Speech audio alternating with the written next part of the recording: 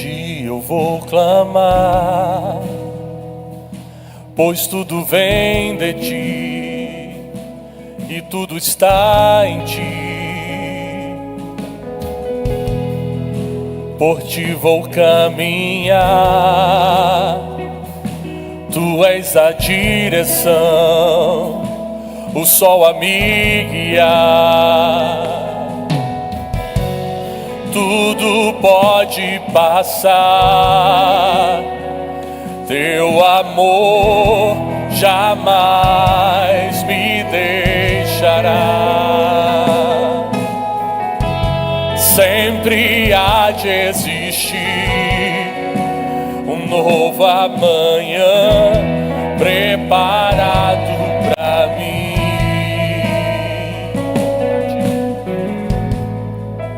A ti eu vou clamar, pois tudo vem de ti e tudo está em ti. Por ti vou caminhar, tu és a direção, o sol a mim. Você pode declarar ao Senhor: tudo pode passar, teu amor jamais me deixará. Sempre, sempre há de existir um novo amanhã preparado pra mim. Preparado pra mim. Preparado pra mim. Diga ao Senhor nessa noite: eu me rendo aos teus pés. És tudo que eu preciso pra viver. Eu me lanço aos teus braços, onde encontro meu refúgio. Declare mais uma vez: eu me rendo aos teus pés. Sim. Oh, eu me lanço aos teus braços, onde encontro meu refúgio. Jesus, oh, eis-me aqui,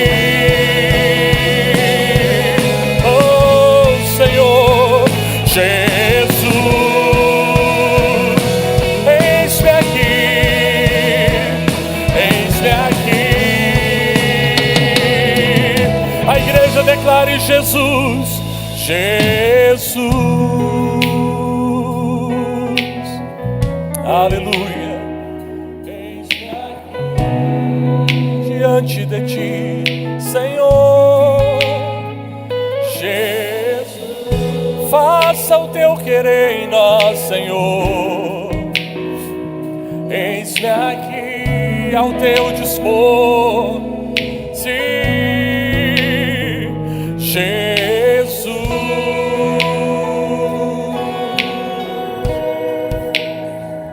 Eis-me aqui, Jesus, Jesus, Jesus. Eis-me aqui, eis-me aqui. Declare: eu me rendo, eu me rendo aos teus pés. És tudo que eu preciso pra viver. Eu me lanço aos teus braços, onde encontro meu. Declare a última vez: eu me rendo,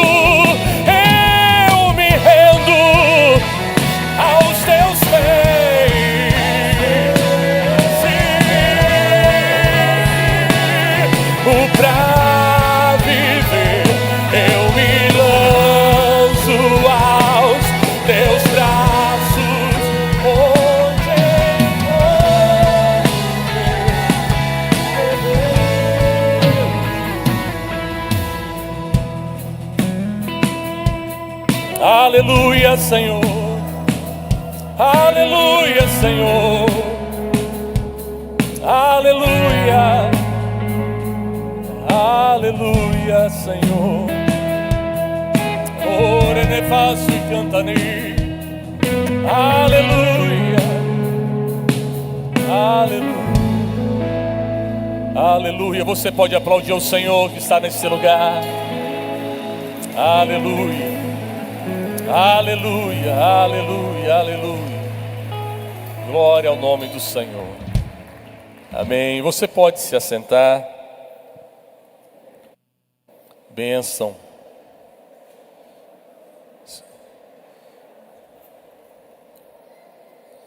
Bênção pura. Bem, você pode se perguntar, por que o sertão? Bem, não precisaria ter nenhuma resposta para isso, para nos convencer. Concorda comigo? É porque o Senhor mandou e ponto final. Essa é a melhor resposta. Porque Jesus, antes de ser assunto aos céus, ele disse: recebereis poder ao descer sobre vós o Espírito Santo, e vocês serão minhas testemunhas em Jerusalém, Judeia, Samaria e até os confins da terra. Pronto. Não precisaria ter mais nenhuma justificativa. Essa é o suficiente para nós sermos bênção em Jerusalém, Judeia, Samaria, confins da terra. Pronto. Mas por que sertão?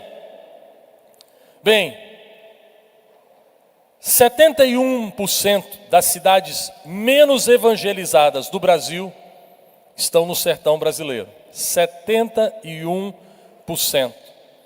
Das 485 cidades brasileiras, com menos de 3%, das 485 cidades brasileiras, com menos de 3% de evangélicos, são dados do IBGE, 343 estão no sertão. Menos de 3% de evangélicos. Se você pensar em uma cidade de 10 mil pessoas, 10 mil pessoas, cidade muito pequena, 3% evangélico. Aí a gente parece ser diferente da nossa realidade. Esses dados são referentes a mais de 10 mil comunidades e vilarejos. E o que é muito interessante é que é bastante desafiador, porque as pessoas não vivem aglomeradas. E para um tempo em que boa parte, ou uma parte da liderança evangélica está preocupada com curtidas, com quantas pessoas tem, esse tipo de trabalho é extremamente desafiador, porque é possível você construir uma igreja, e metade da cidade ir para a sua igreja, e não ser assim, lotado demais. Metade de um vilarejo inteiro. As casas são separadas umas das outras, distantes. Municípios têm, às vezes, 3 mil pessoas no centro do município, e 10 mil pessoas espalhadas. Agora, é importante que 71% dessa população está no sertão do Brasil. Existe um bolsão no nosso país que às vezes é pior do que a África, do que alguns países da África. Obviamente, o trabalho na África hoje é extremamente desafiador por causa do crescimento do islamismo. O islamismo tem crescido muito. Dos países ali que fazem da costa africana, apenas Guiné-Bissau ainda não é muçulmano, de maioria muçulmana. Desafio. Agora eu fico pensando, será que nós vamos permitir acontecer isso no Brasil? Será que nós vamos permitir que o nosso país seja invadido pelo islamismo? Porque o islamismo não é a religião originária, vou chamar religião, da África. A África não tem o islamismo como origem. São aquelas religiões, candomblé, umbanda, quimbanda, mas o islamismo cresceu, prosperou. O islamismo tem crescido e prosperado na Europa, A França é um país hoje de muitos muçulmanos. Mas, alguns dados aqui, mais alguns dados. A população sertaneja é composta, perdão, a população evangélica sertaneja é composta de apenas 5,6% em média de evangélicos.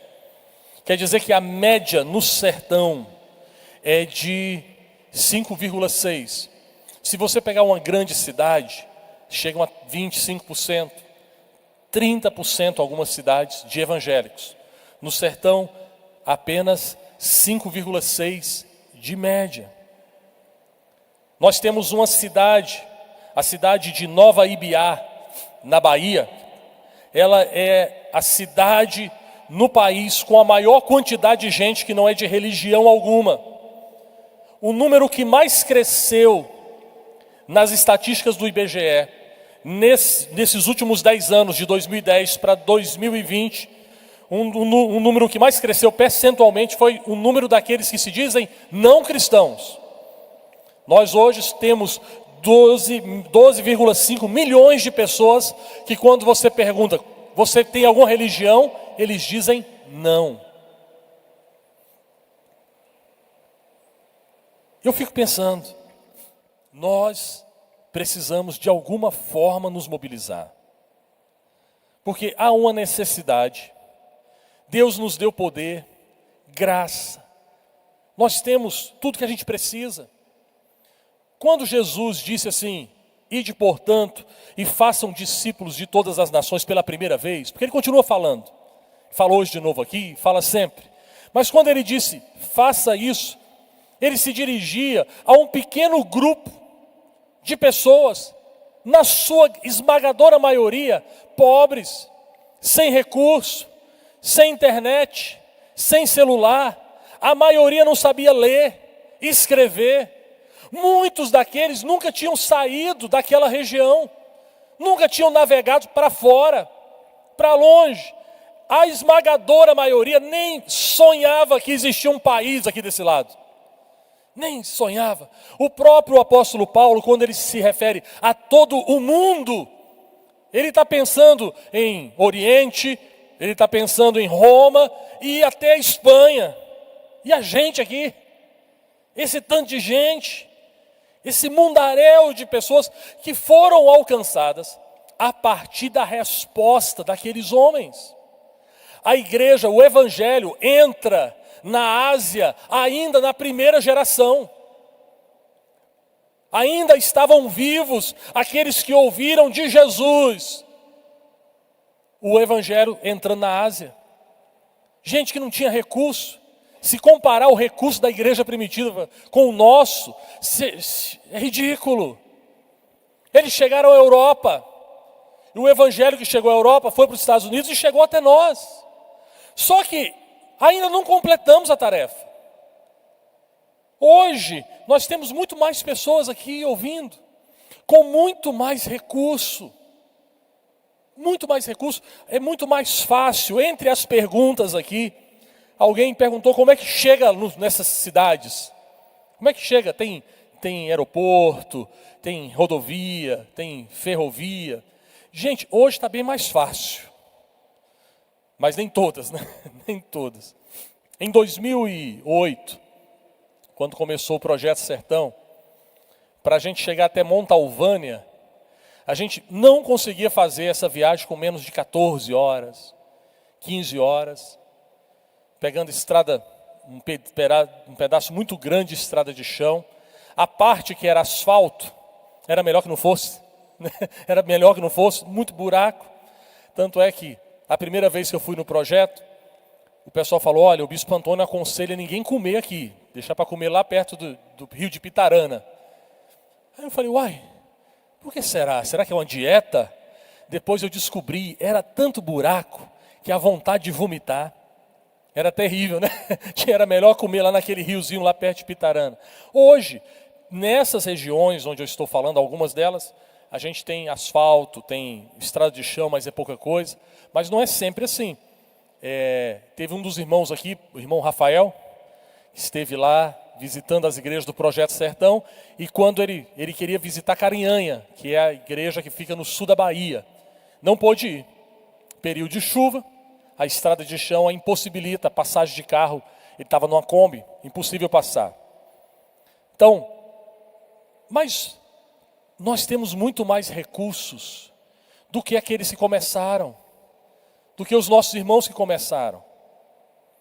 Há um outro desafio no Brasil. Nós temos desafios aqui? Temos. Quem aqui é carioca? Quem aqui é do Rio de Janeiro? Do estado do Rio de Janeiro? Você sabia, eu fazendo minhas pesquisas para falar com vocês aqui, para falar com os pastores, descobri que o estado do Rio é o estado com maior quantidade de bruxos do Brasil. 40 mil bruxos dizem assim, eu sou bruxo. Falei, caramba, olha o desafio que nós temos, especialmente nós que estamos aqui no Rio de Janeiro. Só que, graças a Deus, Rio de Janeiro é bastante evangelizado. Mas se nós pensarmos no Rio Grande do Sul, por exemplo, o Rio Grande do Sul é o segundo bolsão menos evangelizado no país. Das 11 cidades que não tem nenhuma igreja, pensa, nenhuma igreja. Eu não sei como é que as igrejas crescem aqui no Rio, mas o que acontece muito lá na nossa igreja, em qualquer igreja, em Goiânia, é que você está lá na igreja, aí aparece um visitante. Geralmente esse visitante é convidado de um irmão da igreja. Alguém convidou. Mas eventualmente, alguém está passando na rua, alguém está passando por um momento difícil, está pensando em se matar e entra na igreja. Não é assim? De vez em quando você está pregando num culto, você vê uma pessoa, você está falando e a pessoa está chorando. Aí a pessoa chega e fala, pastor, eu vim aqui, esse era meu último recurso. Imagine uma cidade que você não tem isso. Você não tem essa oportunidade. Em Monte Rei, onde nós temos uma das nossas cidades, nós temos a Igreja de Nova Vida, uma congregação cristã do Brasil, uma Assembleia de Deus que fechou na pandemia, e a Igreja Católica. Então, se o cidadão lá é evangélico, é porque ele passou pela Nova Vida. Né? Agora, imagina, quer dizer, tem a congregação cristã do Brasil também, não estou desprezando os meus irmãos não, mas tem muita coisa ali que precisa, evangelho. Então, a gente, das 11 cidades que não tem nenhuma igreja no Brasil, 9 estão no Rio Grande do Sul. É um desafio para a gente. Nós precisamos começar a orar. Alguém falou comigo hoje, quando começar lá eu estou dentro. Amém. Bênção. Deus é que faz essas coisas. Nós precisamos pensar nisso. E eu separei aqui uma tese, é uma tese de etnografia, chamada Etnografia das Práticas Religiosas dos Terreiros, Centro Espírita Estrela do Oriente e Terreiro de Umbanda Oxim Caçador, não sei como é que fala, situados no norte de Minas Gerais. O objetivo do trabalho é abordar a quimbanda, a umbanda e a magia negra, exploradas nos moldes de composição do praticado no norte de Minas Gerais. Essa tese é uma tese de 2023. É uma tese de doutorado da Universidade Federal da Bahia. E por que essa tese é baseada na quimbanda, umbanda e magia negra do norte de Minas? Porque nós temos nesse ambiente um grande centro de quimbanda, umbanda e magia negra. O Centro Espírita Esteira do Oriente, um dos maiores do Brasil. Quando eu falo para você norte de Minas, eu estou falando de Montalvânia, Juvenília, Pitarana, Poções, Janaúba, Montes Claros. Por que o sertão? Porque se a gente não for para lá, eles vão crescer lá mesmo. Quando a Igreja de Nova Vida entrou em Montalvânia, 3% da população era evangélica. 3%. Hoje, pela misericórdia de Deus, segundo dados do IBGE, sendo 10%. 10% da população é evangélica. É um grande desafio, mas já está melhorando. É muito comum você estar andando naquelas estradas e você vê um cartaz, assim, uma faixa, dizendo encontro de magia negra. Encontro nacional. Aí você vê aquele bando de carrão. Você fala, gente, esse pessoal está fazendo aqui. Eles estão fazendo o que nós devemos fazer. Aí uma tese de doutorado, 2023, tem como objetivo a expansão e entender o que aconteceu. Por quê? Porque ali cresceu tão rápido. Várias vezes orando ali, Deus já me deu uma visão espiritual de um grande principado naquela região. Um grande principado que mantém as pessoas presas. É fácil pregar ali? Não. É muito difícil. Mas é necessário. Eu quero responder rapidamente algumas perguntas que foram mandadas. Pode deixar no telão aí o QR Code? Se você quiser fazer uma pergunta a mais. Eu vou separar algumas. Nós vamos responder todas as perguntas. Obviamente não dá para a gente responder todas aqui agora, né? Qual a necessidade mais expressiva hoje? O que você acha que a gente precisa mais? De dinheiro? Não. O que nós mais precisamos é de gente para trabalhar. É gente com o coração disposto. Não é fácil, gente. Olha, é muito difícil. Nós temos pessoas aqui, é porque o pessoal está trabalhando, está lá atrás, mas teve gente que saiu lá da igreja do Éden, Pablo e Bárbara, 4 anos atrás? Quase 4 anos. 4 anos, né? Quase 4 anos. Você deixa a sua família. E sabe por que o Pablo e a Bárbara foram lá? Porque eles assistiram um documentário. Primeiro documentário, né, que a gente gravou lá, né, Glaucio? Eles estavam na igreja do Glaucio, viram o documentário e falaram, a gente quer ir. Tem um chamado de Deus no nosso coração. O pastor Glaucio entrou em contato conosco. Estão lá. Não é fácil. Deixa a família, deixa os amigos, muita gente ali do convívio, mas estão ali. O Luiz Cláudio chegando ali, o Luiz Cláudio já esteve com a gente lá, cansou de ir para o sertão com a gente. Pintar parede, pintar meio fio. Eu achei engraçado que colocaram o Luiz Cláudio. Vocês sabem do Luiz Cláudio aqui? Ali, lá atrás. O Luiz Cláudio, eu cheguei, ele foi lá para o sertão pintar com a gente e colocaram ele para pintar o rodapé. Eu falei, mas que coisa mais sem sentido. Tá aquele homem zarrão pintando o rodapé. Falei, gente, bom dia para pintar em cima. Depois eu entendi o motivo, mas vai ficar para frente. Mas não é fácil, às vezes, você tem que... Mas não necessariamente você precisa sair daqui e ir. Mas a maior necessidade é trabalhadores. Isso não é novidade. Jesus falou, né? Rogai para que o Senhor mande mais trabalhadores para a seara. Quais os principais desafios do projeto em termos espirituais e materiais? Espiritual, oração. Oração. Eu acredito, quando eu sugeri, há um ano atrás, a gente fazer um congresso de missões, um pastor colega meu falou assim, Josué, ninguém gosta de congresso de missões. O pessoal não gosta não vai dar certo não. Aí nós fizemos o primeiro congresso de missões lá em Caxias, na Nova Vida de Caxias. Eu achei que fosse chegar umas 150 pessoas. Encheu o lugar. Encheu, pessoal. E eu fico assim, Senhor, se eu mandar 10 está bênção, 20 está bom, 30 já sobrou. Aí veio aquele bando de gente. Aí dessa vez agora um bocado de coisa deu errada, inscrição deu problema, é feriado na cidade, eu não sabia que era feriado no Rio de Janeiro, São Jorge, e o feriado pega agora e pega segunda, né? Eu falei, Jesus amado, como é que a gente marca um negócio num feriadão desse tamanho? Passagem, por isso que a passagem estava cara. Meu Jesus, eu tive que rodar Brasil para chegar aqui, passagem cara pra caramba. Mas, olha o tanto de gente que veio aqui.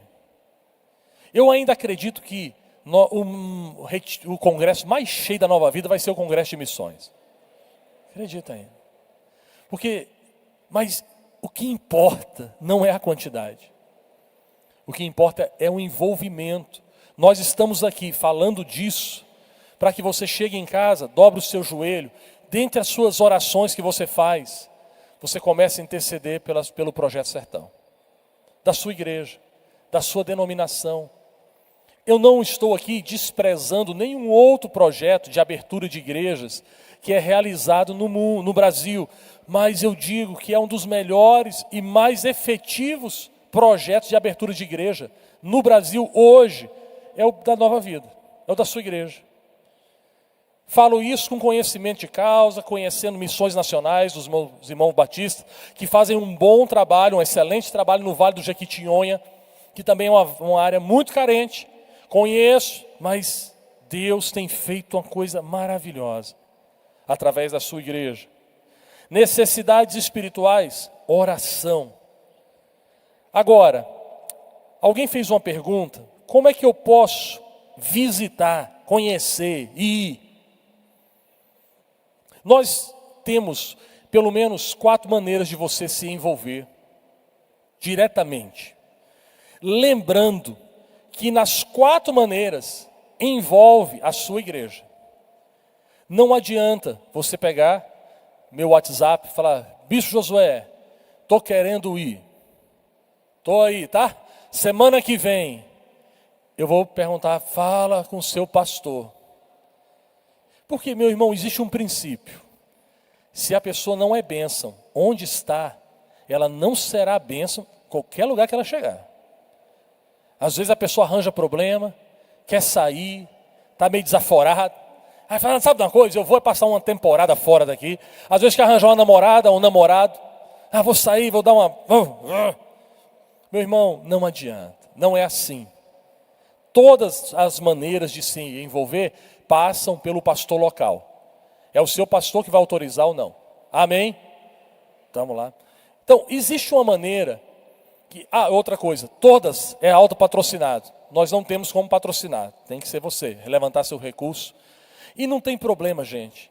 Eu, para fazer viagem missionária, sem dinheiro, sem nada. Eu uma vez estava querendo fazer uma viagem missionária, não tinha R$1 no bolso. E eu aproveitava as minhas férias, sem nada. Fui visitar uma pessoa, a pessoa me deu um relógio. E eu não sou assim muito de usar relógio. Eu uso esse aqui, por exemplo, só uso para pregar. Aqui. Depois eu tiro, nem uso no dia a dia. Aí o irmão me deu um relógio.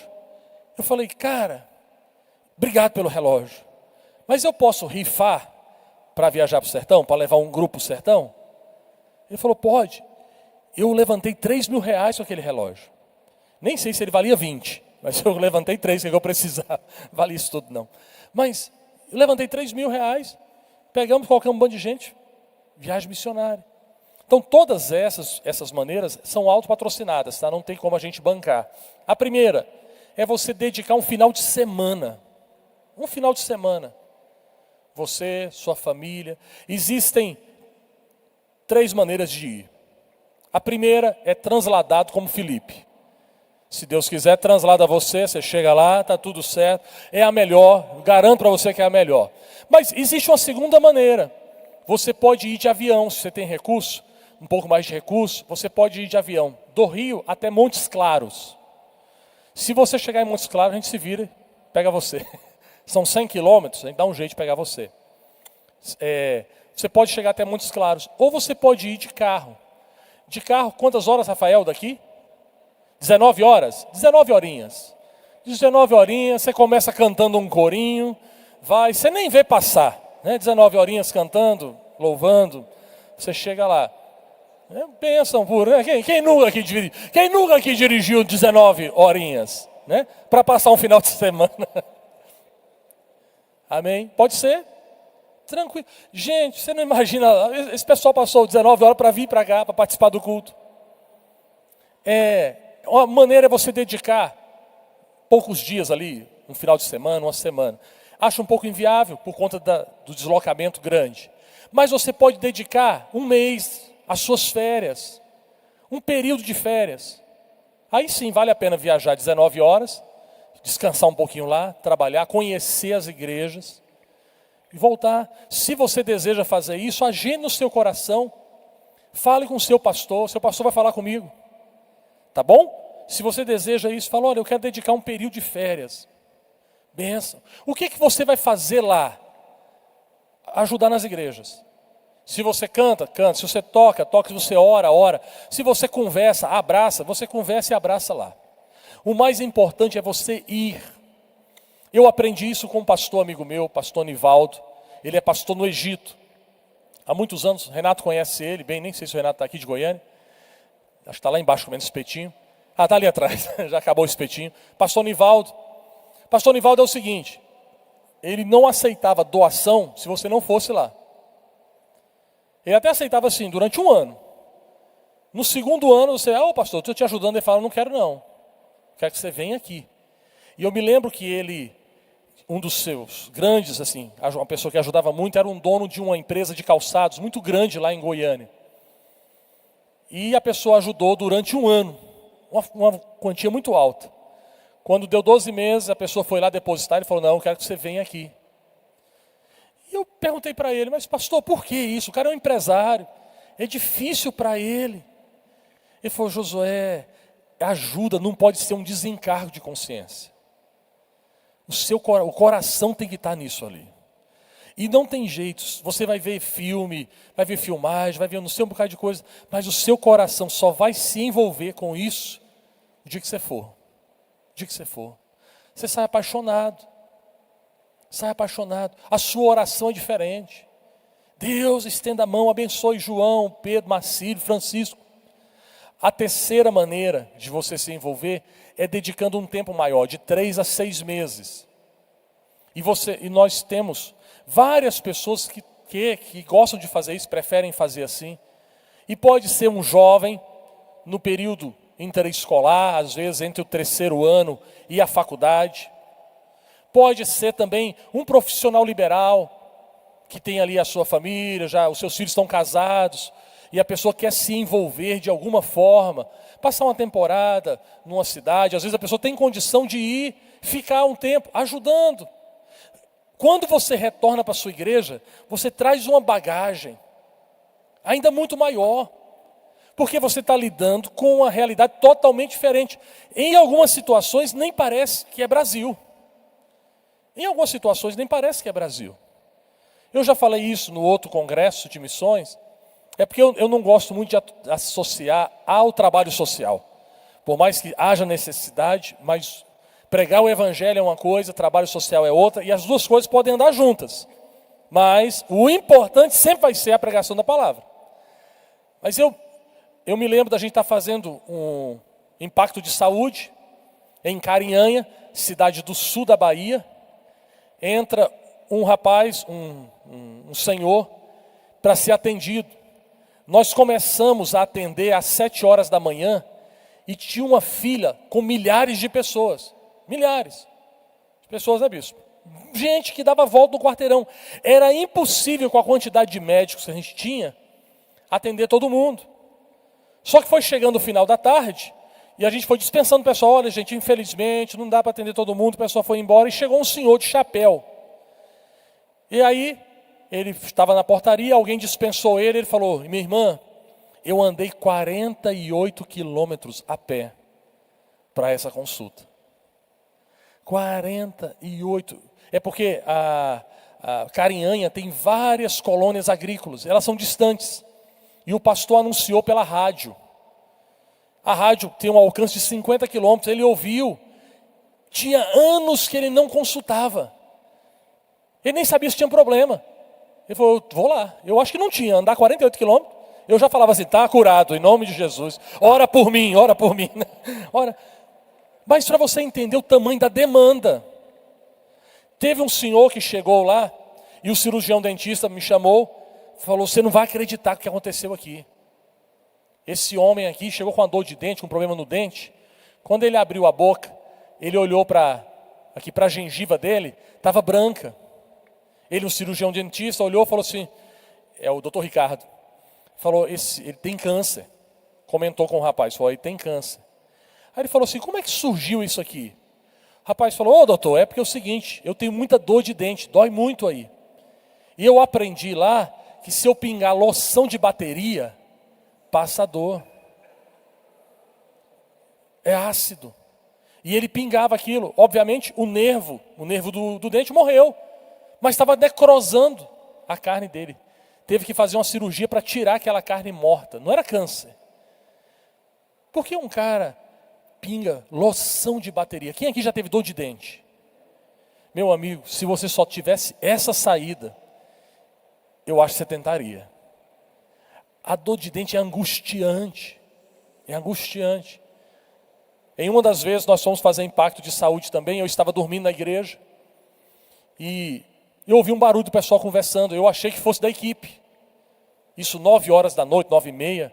E eu tinha falado, gente, vamos dormir cedo, porque amanhã, 7 horas, nós temos que estar começando a atender. E o pessoal, eu falei, gente, mas jovem é fogo, hein? E pronto, eu fui dormir. Eu não me importo com barulho para dormir, mas eu acordo muitas vezes à noite. Aí eu acordei uma vez, tipo 2 da manhã, estava o pessoal conversando. Fui dormir, perto das 5 horas da manhã, o pessoal conversando. Eu falei, gente, daqui a 1 hora nós temos que acordar. E saí. Quando eu saí, o pessoal era o pessoal que tinha passado a noite inteira na porta da igreja para ser atendido. A noite inteira, lá em Carinhã. Quando eu vi, tinha aquela fila de gente, 5 horas da manhã. E eu me senti culpado pra caramba, porque eu falei, se eu soubesse que era eles, eu teria aberto a igreja à noite. Eles teriam passado a noite na igreja. Agora, por que aquelas pessoas passaram a noite inteira para uma consulta? Porque não tem. Simplesmente não tem. É raro ter uma consulta e quando tem é muito caro. Mas esse é o principal objetivo de estarmos ali? Não, esse ano nós vamos ter mais um impacto de saúde. Nós estamos pensando em agosto. Se você é médico, dentista, deseja participar, pode entrar em contato conosco também. Geralmente, eu entro em contato com as indústrias através de um amigo meu e a gente consegue toda a doação de analgésico e antibiótico.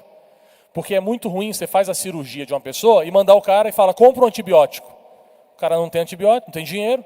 Então a gente garante que o cara sai de lá com o tratamento e com antibiótico e anti-inflamatório suficiente para o tratamento e oração. Graças a Deus nunca teve complicação. São cirurgias, né? Doutor Hélio já fez uma cirurgia numa cadeira dessa aí que você está sentado. A necessidade é tão grande que senta aqui, ele vai lá, é meu cunhado, fez a cirurgia. Nós vamos ter, mas isso tudo é importante. Mas imagine alguém que, apesar da dor de dente ser tratada, tem um vazio no coração. Precisa ouvir do Senhor Jesus. E não tem. Nós precisamos ir. Aí você fala assim, e internet? Tem internet. Tem, em vários locais tem internet, eles têm acesso à internet. Não é uma coisa comum. Algumas pessoas usam o Wi-Fi da igreja. Os estudantes ali, eles vão para a igreja para usar o Wi-Fi. Né, a maioria, você tem aquela internetzinha pré-paga. Aí para você assistir um culto nosso no YouTube, vai os créditos dele tudinho. Bem, são algumas necessidades. Vamos lá. Ainda não, a pessoa perguntando, não, ixi, aqui, tanta bênção. Gente, é tanta pergunta, eu achei que não fosse ter tanta pergunta assim. Nossa, era para ser objetivo. Tá. E a gente tem a terceira, a quarta maneira de você se envolver, é como um dos casais que estão aqui, que é a Michele, o Luiz e a Letícia, que são da Igreja de Nova Cidade, estão lá, ele está ali atrás, para um período de 3 anos. Mas nesse caso, obviamente, envolve um treinamento maior, você precisa ser treinado, passar um tempo, e a gente vai trabalhando. É extremamente desafiador. É fácil? Não. É romântico? Não é. É romântico hoje. Na prática, é paulada, pauleira. Tem os mesmos problemas que tem aqui, tem lá. Sabe uma das coisas? Eu já estive numa cidade, eu não sei se vocês já tiveram a oportunidade, eu tive a oportunidade, juntamente com um outro pastor, começar uma igreja, com 4 pessoas. O primeiro culto é maravilhoso. O primeiro culto tem um bando de gente. O pessoal que vai fazer a inauguração, aí eu me lembro que tinha um ônibus. Gente, os meus amigos, todo mundo lá, aleluia, beleza. No outro culto, à noite, no culto, esse culto foi no sábado. No domingo, ainda tinha gente. Ficam uns mais remanescentes, os que têm mais dinheiro, ficaram em hotel, eles ficaram ali. Aí um prega, um canta. Mas na outra semana, éramos quatro. Aí o pastor ficava sentado, ouvindo a mensagem ali na frente. Eu ia para o louvor com a minha esposa, e a esposa dele ia para a salinha com os 2 filhos. Eu já fiz louvor para uma pessoa aqui, ó. Uma pessoa aqui cantando. E o pastor. Tranquilo. Do jeito que eu faço aqui. Com a mesma disposição, alegria. Você faz isso uma vez, 2, 3, 4, 5. Está cansando, né? Espera aí. 6, 7. Quando eu chegar em 322, você vai ver que beleza. Vai dar 3 anos. Você faz isso, vez após vez. E o Satanás fica o tempo todo, vai embora. Ninguém vai te ajudar. Você está fazendo o que aí? Está perdendo seu tempo. Gente, fazer missão é vencer esse demônio que fica aí martelando no seu coração. Abrir igreja é vencer esse demônio aí. Manter igreja é vencer essa tentação. Porque não importa se a igreja é pequena ou grande, a tentação é exatamente a mesma. Abandona o teu Deus, larga isso para lá, não vale a pena. Mas eu digo para você, vale a pena, vale muito a pena. Vale a pena. Eu quero me desgastar. Eu não sei se eu chego na idade do Bispo Antônio. Não sei mesmo. Mas o desejo meu é o mesmo desejo do Bispo Antônio. Se desgastar no reino de Deus. Se vão morrer com 60, com 50, Deus é que sabe. Mas que sejam, esses tempos sejam dedicados ao Senhor. Que seja assim na sua vida também. Amém? Eu queria passar um videozinho, nós vamos depois, eu vou respondendo, porque tem muitas perguntas que eu vou responder agora pregando, e aí qualquer coisa a gente responde você todas essas perguntas aqui. Tem aquele segundo vídeo, por favor? Eu posso tomar essa água aqui, ou já está bem abençoado? Alguém já tomou? Vocês têm consciência?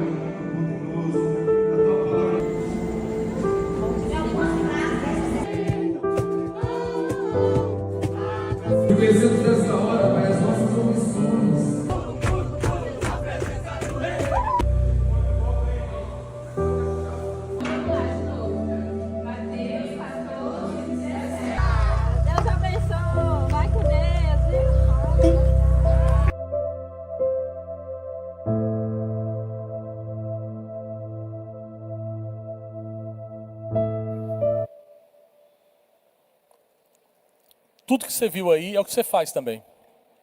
Grupo de vida, cantar, pregar, tomar conta de escolinha das crianças, né?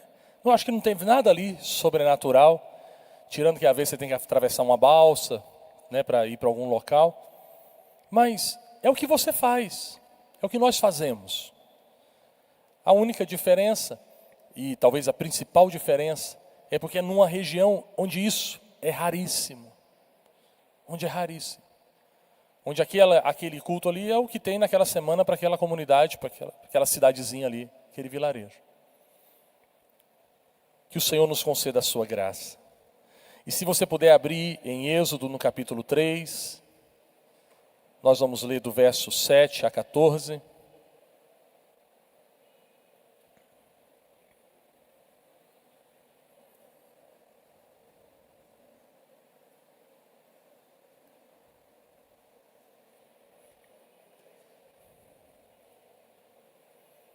Êxodo 3, de 7 a 14.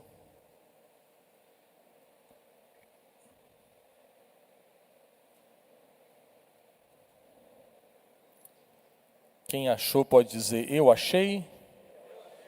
Oh, maravilha, é benção. Eu só preciso compartilhar a internet aqui comigo mesmo. É ao vivo, né, gente? Então tá aqui, pronto.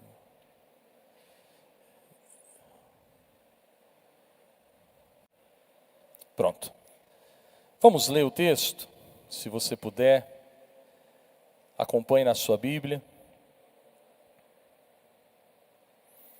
Disse ainda o Senhor, certamente vi a aflição do meu povo que está no Egito, e ouvi o seu clamor por causa dos seus exatores.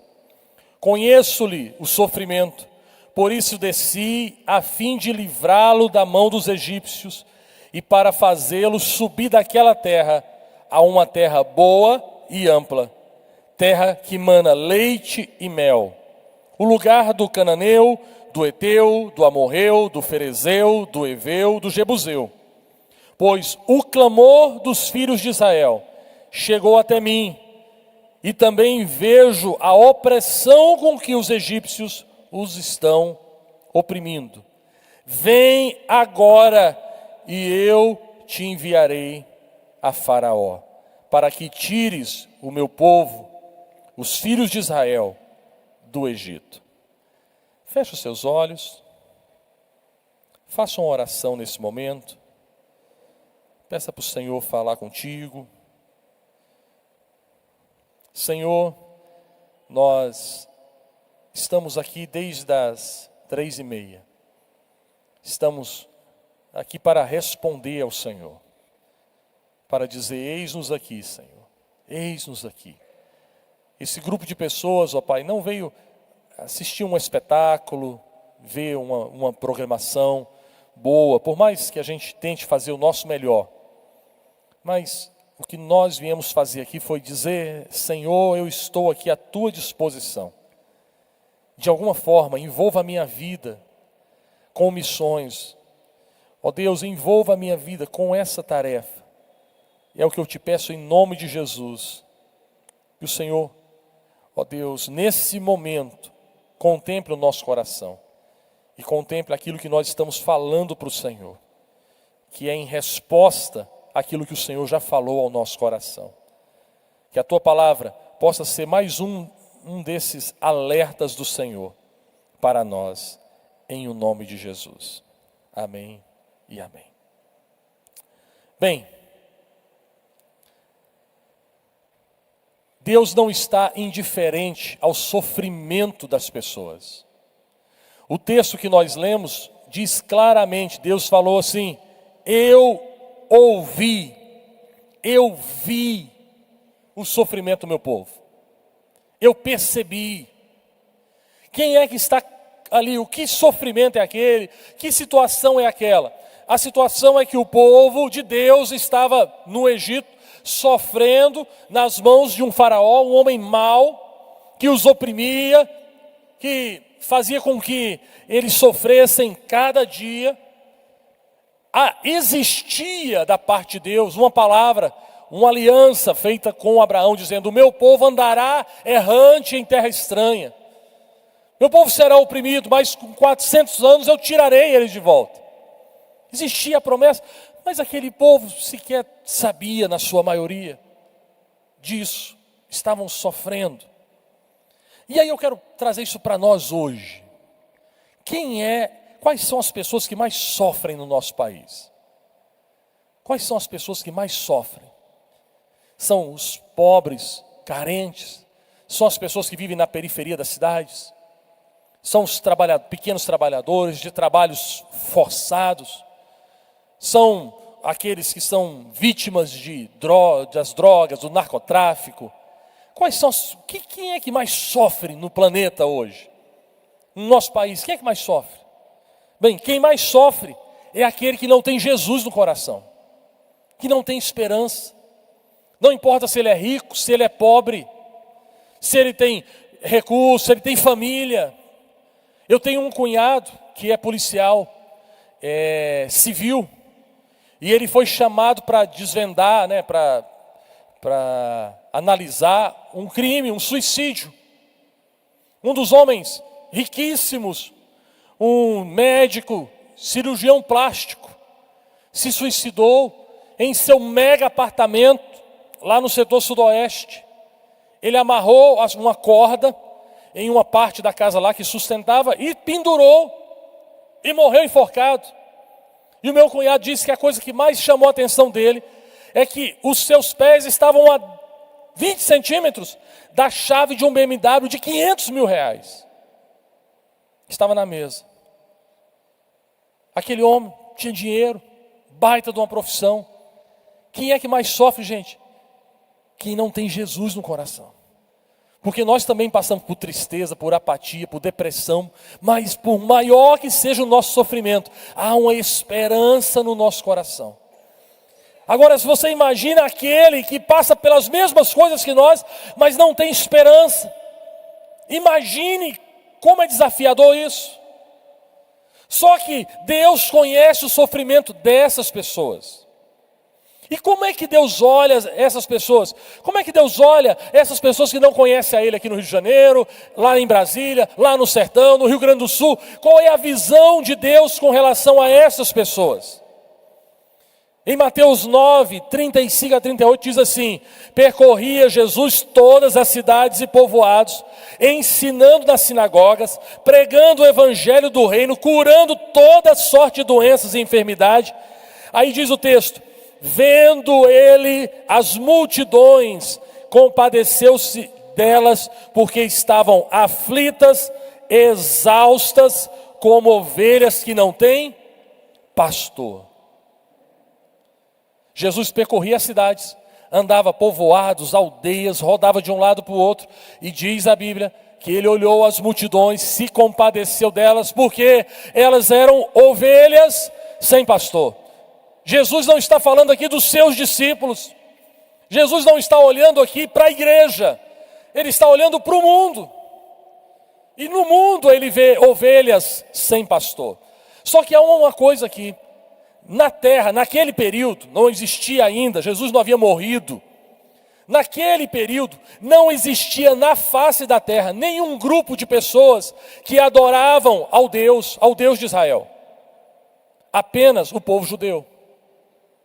Eles eram o único que tinham a consciência de um Deus único, o Deus de Israel, o Deus de Abraão, de Isaac e de Jacó. Eles tinham essa consciência. Eles tinham seus sacerdotes.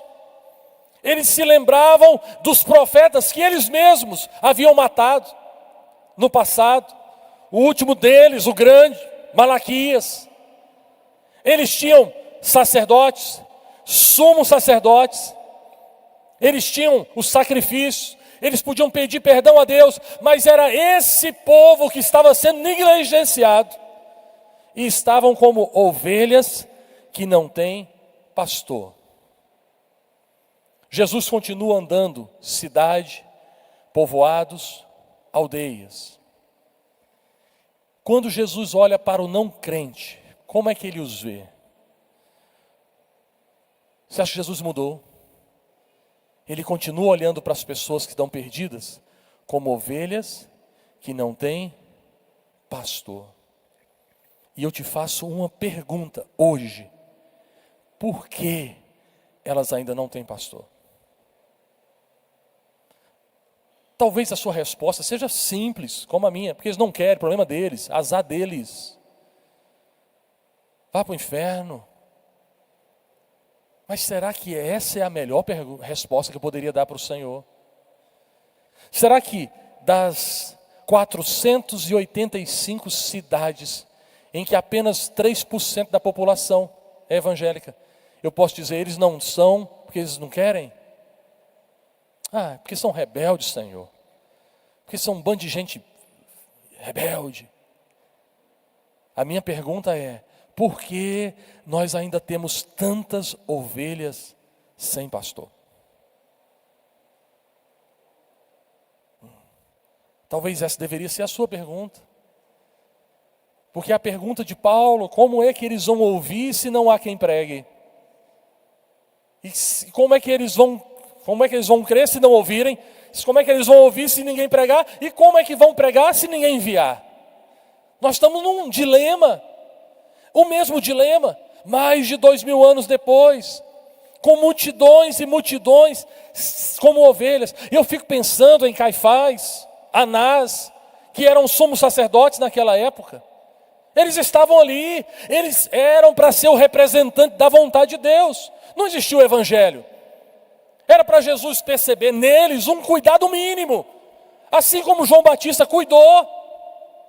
Mas Jesus olhava aquelas pessoas e percebia, eles não têm pastor. Essa é a pergunta que eu me faço, que nós temos que nos fazer. 450 cidades com menos de 3% sem pastor. 11 cidades no Brasil não tem uma igreja. São ovelhas que não têm pastor. Eu não quero trazer respostas. Eu só quero trazer pergunta. E de quem é essa responsabilidade? E de quem é essa responsabilidade? Josué, de quem é essa responsabilidade? Será que é do bispo? Será que é do pastor? Será que é o pastor da minha igreja? Eu acho que aquele pastor ele é muito complicado. Ele só pensa em construção, ele só pensa em arrumar, só pensa... A responsabilidade é minha, é sua, é nossa aqui. Passou Jesus, isso está em Mateus capítulo 11, dizendo assim, passou então Jesus a increpar a cidade nas quais ele operava numerosos milagres, pelo fato de não terem se arrependido. E Jesus começou a dizer, ai de ti, Corazim, ai de ti, Betsaida, porque se em Tiro e Sidom se tivessem operado os milagres que em vós se fizeram, há muito elas já teriam se arrependido com panos de saco e cinza. E contudo vos digo, preste atenção, no dia do juízo haverá menos rigor para Tiro e Sidom do que para vós outras. Tu, Cafarnaum, elevar-te-ás porventura até o céu? Não, descerás até o inferno, porque se em Sodoma e em Gomorra tivessem operado os milagres que em ti se fizeram, ela teria permanecido até o dia de hoje. Digo-vos, porém, que menos rigor haverá no dia do juízo para a cidade de Sodoma do que para contigo, Cafarnaum. Desculpa, vou fazer assim porque tem uma lâmpada aqui, eu estou tendo, pronto, melhorou. Você reparou no texto, Jesus fala algumas cidades, ai de ti, Betsaida, ai de ti, Corazim. Por quê? Porque aconteceram milagres aí. Se esses milagres tivessem acontecido lá em Tiro e Sidom, eles teriam se arrependido há muito mais tempo. E diz, ai de ti, Cafarnaum, você acha que vai para o céu? Vocês vão para o inferno. Cafarnaum foi a cidade onde Jesus ficava, mais ficava, a terra de Pedro. E ele disse, olha, os milagres que aconteceram aí não foram capazes de mexer no coração de vocês, mas se eles tivessem acontecido em Sodoma, eles estariam aqui até hoje. Haverá no juízo muito mais rigor para Tiro, para Corazim, Betsaida e Cafarnaum, do que para Tiro, Sidom e Sodoma. Jesus, o Senhor vai pegar mais pesado com Cafarnaum do que com Sodoma. Sodoma, LGBTQIA+, menos. E nós, qual o problema? Milagre. milagre. Aconteceram milagres ali. É óbvio que havia uma expectativa de Jesus. Os milagres eram em resposta à fé. Os milagres eram movidos por compaixão. Os milagres eram feitos para abençoar, mas é óbvio que havia uma expectativa no coração. Para que de alguma maneira aquelas pessoas, vendo os milagres, tivessem o seu coração quebrantado. E pudessem se arrepender. E pudessem se converter. Os sinais continuam acontecendo, gente. Os milagres continuam acontecendo. Mas há uma expectativa no coração de Deus. Quando eu leio esse texto, eu me lembro que a Nova Vida começa com um grande boom de milagres. A nossa história é marcada assim. Nós fomos marcados, essa igreja, essa denominação, ela cresce marcada por milagres divinos, de resposta à oração, cego vendo, surdo escutando, paralítico andando. Milagres que aconteciam de forma natural. Milagres que acompanhavam a mensagem, Bispo Roberto e tantos outros. As nossas igrejas surgiram debaixo de milagres. Brasília, sim, tenho certeza aqui, Colubandê, debaixo de milagres. Deus operando milagres, continua até hoje. Mas eu acho que assim, na origem era tanta coisa. Gente curada de câncer, dinheiro aparecendo, gente que vivia uma situação totalmente perdida. Agora eu te digo a mesma coisa, ainda há no coração de Deus uma expectativa. Que esses milagres resultem em alguma coisa. Que aquele Deus que realizou tantos milagres aqui, de alguma forma tenha mexido tanto no seu coração. Para que você leve isso, agora no nosso caso é diferente de Cafarnaum e Tiro e Sidom, porque nós temos o próprio Espírito Santo habitando em nós. Para que a gente leve isso onde está faltando. Eu penso que haverá mais rigor para uma igreja em que usufruiu dos milagres de Deus e não foi, e não vai, do que para uma igreja que é só no oba-oba, que surgiu ali da divisão do A mais B. Porque há uma expectativa no coração de Deus, de que você entenda o que move o coração dele. Às vezes, eu me lembro do Salmo 25, verso 14, quando diz assim: a intimidade do Senhor é para os que o temem, aos quais ele fará conhecer, em uma tradução antiga, é toda a sua vontade. Numa tradução nova, a sua aliança. Mas eu gosto dessa outra tradução. Sabe o que é? Qual é o desenho que está aqui? A intimidade do Senhor é para os que o temem. Tenta imaginar esse altar como se fosse um consultório de psicólogo. E nós temos um divã aqui. Está imaginando o divã? Aquele sofazão. Quem está sentado no divã é o nosso Senhor Jesus. É o nosso Senhor Jesus. E Ele vai abrir o coração dele com aqueles que o temem. E quando Jesus abrir o seu coração, você não vai ouvir Ele reclamando da vida, Ele reclamando dos problemas, porque Ele é o Senhor de tudo. Mas Ele vai dizer assim: há um clamor no meu coração, que eu gostaria que estivesse no seu coração. E tem a ver com as ovelhas que não têm pastor. Se Jesus abrir o coração dele com você hoje, é isso que você vai ouvir. Porque foi sempre isso que ele falou. Não mudou. Quando ele chega para os discípulos, ele fala: vocês vão receber poder. Para quê? Para cuidar, para levar o evangelho para aquelas ovelhas que não têm pastor. Ele diz: eis que vos tenho dado poder e autoridade, absolutamente nada vos poderá resistir. Para quê? Resistir para quê? Resistir para a resistência natural a quem vai para pregar para ovelhas que não têm pastor. Haverá mais rigor para aqueles que viram milagres, mas não puderam ser transformados pelos milagres. Às vezes não é nem tão ruim não está acontecendo tanto milagre hoje.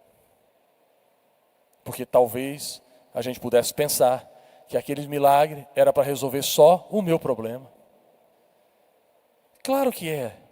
Mas Deus, há uma expectativa. Você concorda comigo? Há uma expectativa no coração de Jesus. De que aquilo vá além. De que aquilo que aconteceu ali vá além. E aí eu te pergunto, já estou indo para o final. O que você faz ao ver as pessoas sofrendo? O que você faz quando você tem a consciência, essa consciência? Qual é a sua ação? E eu não estou falando de alguma coisa, gente, que eu adapto para pregar durante o culto de missões. Eu, quando pastoreei Goiânia, um diácono chegou para mim, e falou assim: Josué, você tem certeza que você é pastor? Porque não parece. Você só fala de missão. O que você faz quando sabe que as pessoas estão sofrendo? O que você faz? Hoje, quando você for passar a noite, quando você estiver em casa, você vai orar pelos irmãos da Eritreia, da Coreia do Norte. O que você vai fazer? E eu fico pensando assim. Eu peguei aqui alguns exemplos de pessoas que receberam uma incumbência e ao mesmo tempo um poder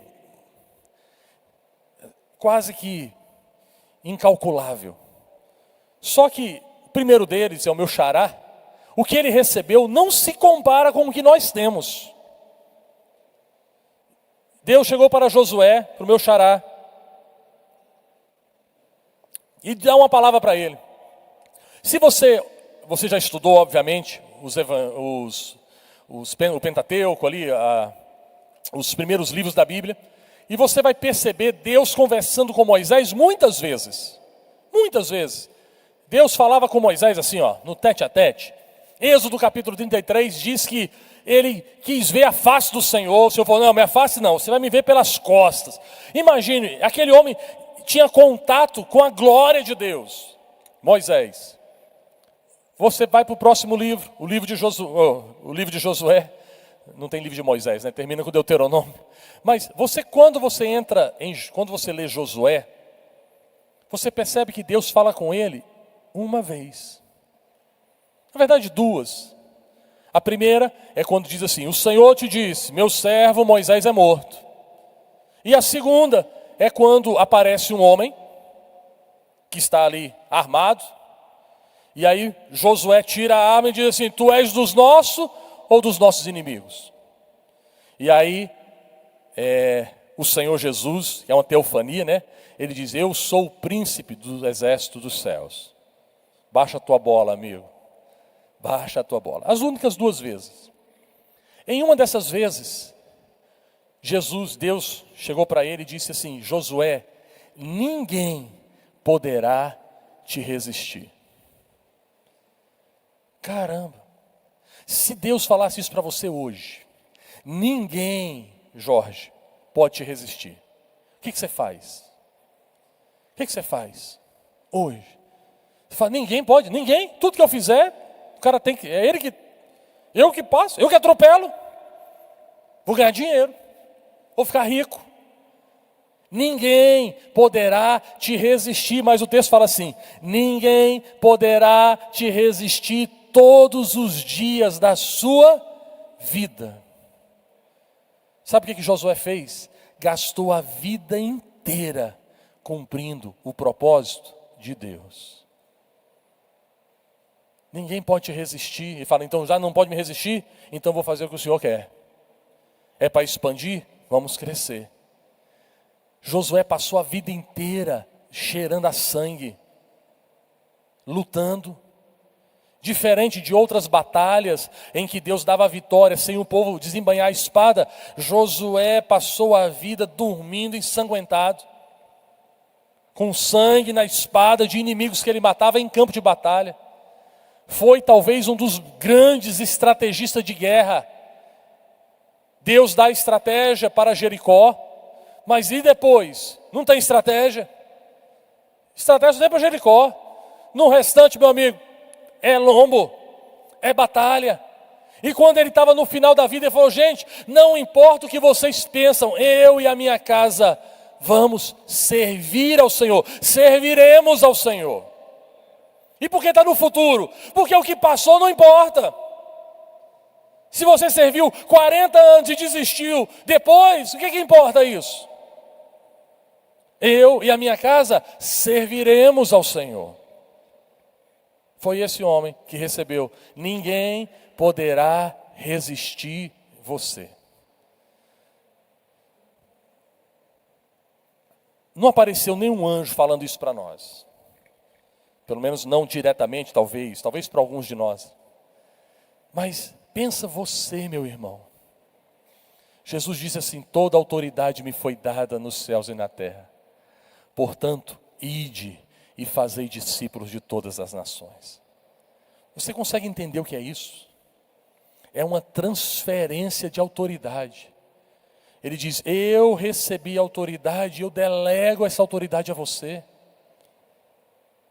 Em Marcos, quando a Bíblia fala a respeito de esses sinais seguirão os que crerem, em meu nome pisarão em serpentes, em meu nome, se beberem alguma coisa mortífera, não vos causará dano algum, em meu nome falarão novas línguas.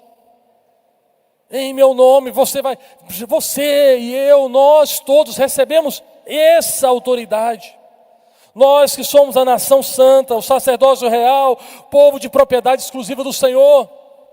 Nós que fomos abençoados com toda sorte de bênçãos espirituais das regiões celestes. O que Josué tinha não é fichinha, é fichinha em relação ao que nós temos. Porque Josué, por mais que tivesse um poder, uma força e uma promessa de Deus, Deus não habitava nele. O próprio Deus habita em nós através do seu Espírito. E o que esse homem fez? Esse homem, durante uma batalha, nunca tinha visto isso. Estava lá guerreando. Ele não dominava o território que estava avançando. Aquelas pessoas dominavam o território. E ele percebeu que se tivesse que lutar à noite, ele teria desvantagem. Ele percebe: nós temos que lutar, nós precisamos continuar lutando. Ele dá uma ordem, ele olha para o sol e diz assim: sol, para aí, lua, para aqui. E por que esse homem pensou nisso? De onde ele tirou essa ideia? Ninguém, Josué, vai poder te resistir. Aí ele teve uma grande ideia. Ele não entendia nada de astronomia, mas quando ele deu aquela ordem, ele não parou o sol, ele trava o universo. Dá uma pausa. Os movimentos da nossa galáxia tiveram que dar uma parada. Deus falou assim: galáxia aqui, ó, Via Láctea, para aí. Senão ia virar uma bagunça, gente. Ele não entendia nada de astronomia, mas aquele que entende, manda em tudo. Falou: é isso que você quer, é isso que você vai ter. Para tudo aqui, ó. Para o Sol, parou a Via Láctea, Andrômeda, para tudo aqui. Parou isso aqui, ó. Movimento, translação, rotação. Ixi, ele não sabe nada disso. Para tudinho, parou. Porque aquele homem pediu. Só que a autoridade, o poder que Josué usufruiu é ínfimo em relação ao poder que age em nós. A Bíblia diz: o mesmo poder que ressuscitou a Jesus dentre os mortos age em nossos corpos mortais. E o que nós estamos fazendo com isso?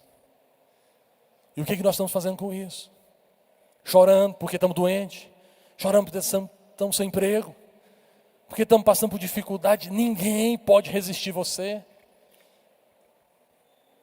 E eu termino com alguém que recebeu uma palavra de Deus. Ele diz: eu recebi o mandato do meu Pai. Está em João 10:18. Ele diz assim: o que Deus falou para Jesus? Ninguém pode tirar a sua vida. Ninguém pode tirar a sua vida. Apenas a título de ilustração. Porque nós entendemos que Deus Pai, Deus Filho e Espírito Santo são um só. a nível de ilustração. Jesus fala: Pai, estou indo lá para a terra, eu vou entregar minha vida por eles, vou resgatar esse povo para o Senhor, a coisa está complicada, deixa que eu vou. Aí, tá bom, tchau pai, um abraço, dá um abraço lá e desce. Aí o pai fala assim: ô Jesus, tem um detalhe, ninguém pode matar você. Obrigado, pai. Foi. O que você faria com um negócio desse?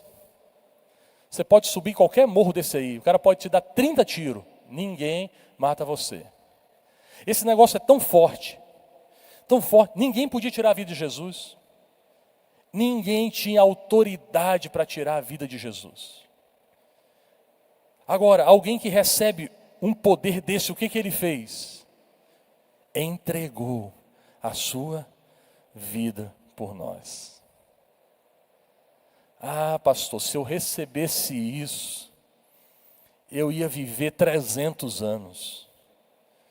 Jesus viveu 33 anos. Quantos aqui não queria?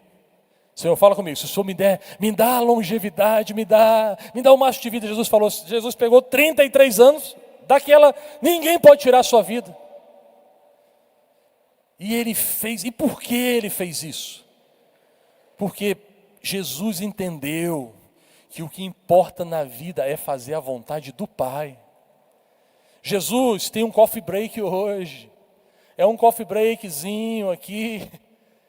Aí os discípulos tudo apavorados, porque Jesus estava ali conversando com aquela mulher, e vai, conversa vai, conversa vem, e o negócio vai demorando. Aí os discípulos chegam e falam assim: Jesus, você já comeu alguma coisa? Jesus falou: vocês não entenderam, uma comida me sacia, que é fazer a vontade do meu Pai. Quando Jesus está na cruz do Calvário, ele não está morrendo de inanição, ele não está morrendo porque, apesar de ter sofrido, mas se ele não tivesse entregue a vida dele, estaria até agora lá, o pessoal batendo nele e lá. Jesus está indo na cruz do Calvário, sendo açoitado, cuspido, maltratado, o seu sangue sendo vertido. E ele percebe que a melhor coisa, a coisa mais importante na vida de alguém, é fazer a vontade do Pai. E ele diz: Pai, está consumado. Nas tuas mãos eu entrego o meu espírito. E suspirou. Ninguém pode tirar a sua vida, meu irmão. Você tem a vida eterna. Mas o que nós estamos fazendo com isso? Nada é mais importante na sua vida do que fazer a vontade do Pai. Mesmo que isso implique na sua morte. Mesmo que isso implique na tirada do seu conforto. Mesmo que isso implique na incompreensão de outras pessoas. Nada é mais importante na minha vida, na sua vida, que fazer a vontade do Pai. Independente da promessa que você tem. Use cada promessa de Jesus. Use cada poder de Jesus. Use cada força de Jesus para fazer a vontade do Pai. Use o poder do Espírito Santo, a força do Espírito Santo, a graça do Espírito Santo para fazer a vontade do Pai. É isso que importa. É isso que importa para nós. É por isso que nós estamos aqui, nós viemos para um congresso de missões. Para isso. Viemos para falar: faça a tua vontade em mim, Senhor. Faça a tua vontade em mim. Não, olha, você não precisa fazer nada hoje, a não ser dizer: faça. Faça a tua vontade. Faça o teu querer em mim. Pronto. Como foi aquele dia que eu tive noção? Gente, eu não senti um arrepio, eu não senti nada, eu só senti uma responsabilidade. Eu tenho que pregar para esse pessoal. Só isso. Orei e mandei um e-mail. E pronto. Não, deixa Deus, o Senhor da seara está numa expectativa imensa para usar a sua vida. Ele está numa expectativa imensa, mas Ele não vai empurrar você. Ele espera que você diga: eis-me aqui, Senhor, envia-me a mim. Que o Senhor nos abençoe. Que o Senhor nos conceda a sua graça. Louvado seja o nome do Senhor.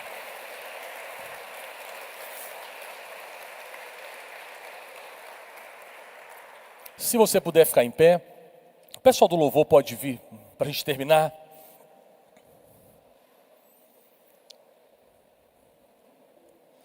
Se você puder fechar os seus olhos.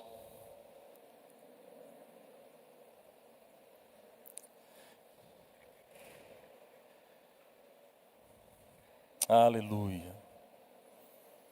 Feche os seus olhos por um instante. Talvez o Espírito Santo tenha falado com você nessa noite, nessa tarde, durante esse dia. E é muito importante que você diga ao Senhor: eis-me aqui. Lembrando-se sempre que Jesus, Ele é muito seletivo nisso. Ele é muito seletivo. Jesus não está buscando pessoas porque tem um problema para resolver. Jesus não está procurando pessoas que não têm o que fazer. Jesus está procurando pessoas cujo coração seja dele. Dele. Não são os melhores, não são os mais preparados. Mas se o Senhor falou contigo hoje, nessa noite, eu gostaria que você colocasse uma de suas mãos no seu coração. Se você percebe que há um chamado de Deus ainda maior para você prosseguir, isso não é quem não está fazendo, não, é quem está fazendo. E você pode dizer: Senhor Jesus, se o Senhor ainda conta com pessoas limitadas, se o Senhor ainda usa pessoas feridas, se o Senhor ainda usa pessoas incapazes, se o Senhor é capaz de usar pecadores, se o Senhor continua usando pecadores, se o Senhor usa pessoas absolutamente despreparadas, se o Senhor continua usando pessoas assim, usa a minha vida, Senhor. Usa-me a mim, capacita-me a mim. Oh Senhor, o Senhor usa qualquer um, desde que esse coração seja totalmente teu. O Senhor transforma qualquer um, desde que o coração seja teu, desde que o coração esteja nas tuas mãos. O Senhor é capaz de usar uma criança, um adolescente, um jovem, um idoso, uma idosa, um casal. Alguns o Senhor vai chamar de uma forma que eles vão viver cada minuto das suas vidas envolvido com essas coisas. Outros o Senhor está chamando dentro desse mesmo ambiente aqui. Desse ambiente. A tua palavra diz que os discípulos foram dispersos, os apóstolos permaneceram em Jerusalém. Nem quem está em Jerusalém é mais importante, nem quem foi disperso é mais importante, mas cada um fez o que tinha que fazer. Mas os que foram dispersos foram os que alcançaram Samaria, através de Filipe. Foram os que foram dispersos, que chegaram até Antioquia, e que em Antioquia eles foram chamados pela primeira vez de cristãos. Foi em Antioquia que o Senhor chamou a primeira dupla missionária, Saulo e Barnabé. Oh Deus, é o Senhor quem chama. Nosso papel é falar. O meu papel, o papel do Bispo Antônio, Pastor Geraldo, nós que aqui estivemos, nosso papel é falar. Falar. E é o Senhor quem levanta os trabalhadores. Bendito seja o teu santo nome, Pai. Bendito seja o teu santo nome. O Senhor seja honrado, glorificado, exaltado em todas as coisas. Eis-me aqui, Senhor, eis-nos aqui. Faça em nós, faça através de nós, faça apesar de nós, Senhor, o teu querer, a tua vontade, em nome de Jesus Cristo, em nome de Jesus. Nós estamos à tua disposição, nós vamos continuar assim, para a honra e glória do teu santo nome. Bendito seja o Senhor. Aleluia, aleluia, aleluia. Sua glória sangrou no madeiro por mim, me conectou, salvou, curou. Ele me deu um destino, uma capa e um pouco de vinho. Ele me deu um são, cajado e pão. Pôs um anel em meu dedo, em mim tirou o medo. Novas sandálias pra suportar o id. Pôs um anel em meu dedo, em mim tirou o medo. Novas sandálias e disse: vai.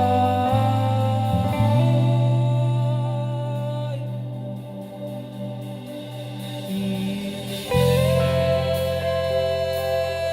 eu me despedi dos meus pais. Queimei minhas carroças e eu afundei meus barcos do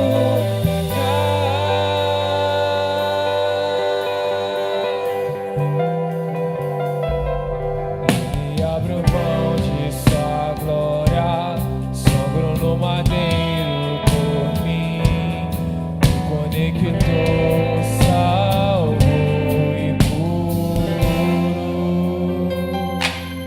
Ele me deu um destino, uma capa e um pouco de vinho. Ele me deu um som, cajado e pão. Pôs um anel em meu dedo, em mim tirou o medo. Novas sandálias pra suportar o id. Pôs um anel em meu dedo,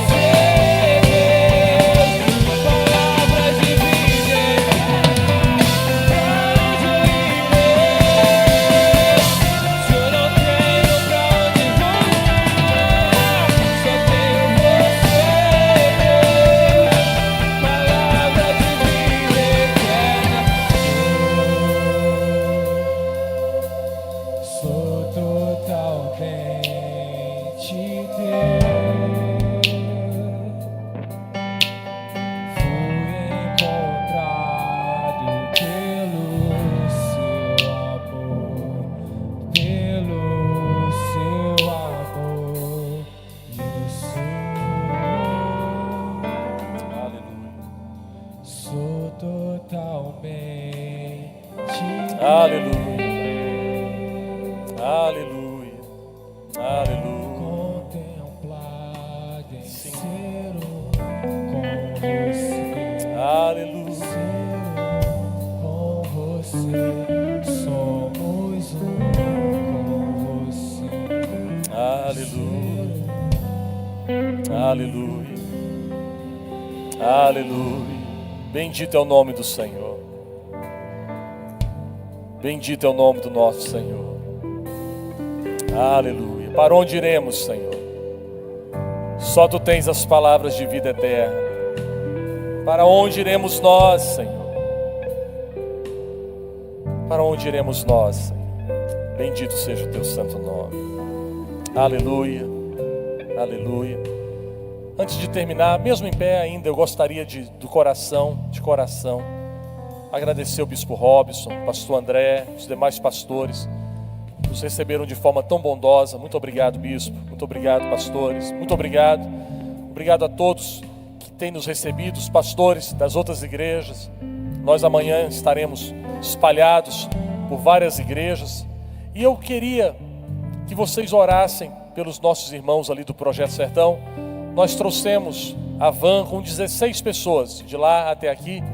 Eu queria chamá-los aqui à frente. Nils, por favor, se você está me ouvindo, o pessoal que veio, está todo mundo lá para fora, está lá embaixo? Então tá bom, Nils, vem aqui, representa esse pessoal. E quem está aqui em cima? Quem ainda ficou um, outro? Marcílio. Maravilha, está todo mundo trabalhando. Esse material que você está vendo, camiseta, não peguei o melhor modelo não, mas é o que tinha lá. Camiseta, boné, ainda tem doce que o pessoal trouxe para vender. Tudo isso é para ajudar no custeio da viagem, essas despesas que a gente tem, né? E se você puder ajudar, se envolver com o projeto, é bênção de Deus, tá bom? Um privilégio. E eu gostaria de pedir, Pastor André, você pode vir, por favor, fazer essa oração, abençoando os nossos irmãos ali do sertão que vieram e pedindo a Deus também sobre a viagem, que Deus os use de forma sobrenatural. Amém. Estenda suas mãos em direção a esses homens. Vamos orar a Deus. Temos muito a te agradecer aqui nesta noite pela tua palavra pregada e do qual nos lembra a missão da igreja em servir, em amar, em pregar o evangelho e abençoar esse Brasil. Aqui no caso oramos pelo Projeto Sertão, no qual o Senhor tem usado a Nova Vida. Pai, em nome de Jesus, usa esses homens a cada dia mais. Usa conforme a tua vontade, o teu propósito. Levanta homens aqui para que ao lado deles possam a cada dia mais servir, Deus, e fazer o teu nome conhecido. E famílias assim neste lugar serão abençoadas por esses que o Senhor vai levantar. Pai, em nome de Jesus, nós oramos, te agradecendo, Deus, e pedindo que a tua bênção esteja com eles, com esses homens aqui representados, com esta igreja, com a igreja de Nova Vida, ali em Brasília, espalhada por esse sertão, e quem sabe assim seja, que através desses, por todo o Brasil e fora do Brasil. Pai, em nome de Jesus nós oramos e te agradecemos por tudo. Amém e amém. Amém. Graças a Deus. Eu queria convidar a todos, depois que terminar aqui, nós está tendo um evento aqui embaixo, tem umas barracas, um evento das nações. Você pode descer, porque algumas pessoas estavam aqui no evento, né, que ficaram divididas, mas vá, prestigie. Você pode adquirir também nas barracas ali alguma coisa que tem ainda, alimento, e vai ser bênção de Deus, um tempo de comunhão. Lá embaixo também tem o material que o pessoal trouxe, camiseta, boné, e se você puder ajudar, é bênção de Deus. Você que não fez a inscrição, você pode, por gentileza, o e-mail do conselho é conselhonovavida@gmail.com. Esse é o Pix do conselho. Se você trouxe em espécie, o diácono Nilo, é isso, né? Está ali atrás. Você entrega para ele a sua inscrição e esse valor vai chegar até o conselho. Amém? Pegue na mão da pessoa que está aí do teu lado. Nós vamos agradecer ao Senhor. Eu não vou perguntar se você foi abençoado, porque nós fomos abençoados aqui. Eu fui abençoado, você foi abençoado certamente. Mas o mais importante é que o Senhor tenha se alegrado de nós nessa tarde, nessa noite. Eu espero de coração, tudo que fizemos é para a glória dEle, para que Ele possa se alegrar conosco, apesar de nós mesmos. Bendito seja o Teu santo nome, Senhor. Muito obrigado, Senhor. Muito obrigado por esses momentos que passamos juntos aqui.